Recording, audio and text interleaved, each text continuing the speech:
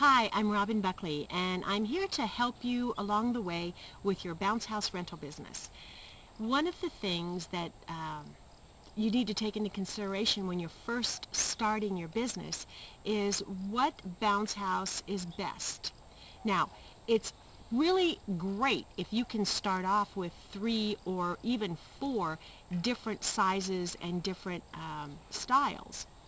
I mean, that would be great, but oftentimes that's not the case. So if you at least have one to start with, you've got something to rent out, and as you gain more profits from your business, you can certainly invest in more different sizes and different styles of bounce house inflatables. So anyway, let's get into it. Let's start off with the smallest size bounce house, which is 10 by 10. Now, this is a bounce house that's really easy to deal with. I mean, it's easy for one person to move and install. It's really great for markets such as places that have neighborhoods where the yards are small and the lots are small, and if you have those kind of neighborhoods in your target market, then the 10 by 10 bounce house will be perfect for that, because you don't need a lot of space to inflate that particular bounce house.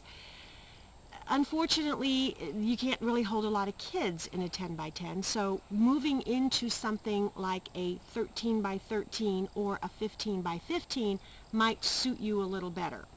Okay, so that the difference between the 13 by 13 and the 15 by 15 obviously is a bigger size. So when you're getting into the 15 by 15, it's probably going to be a little more versatile than, of course, the 13 by 13 or the 10 by 10. What I mean by that, you'll be able to rent it out for bigger events like fundraisers for the church or for the daycare center or whatever type of festival that might be going on in your community. A 15 by 15 will lend itself much better to that type of an environment than one of the smaller ones. Now, the drawback with the 15 by 15 is you will probably need an assistant to help you set it up. They're a little bigger, a little heavier, and a big strong guy could probably handle it by himself, but it is definitely more cumbersome than the smaller units. So take a look at your market, analyze who is going to be renting your bounce houses. Look around at the neighborhoods that you are dealing with in your target market and figure out what would be the best place for you to start.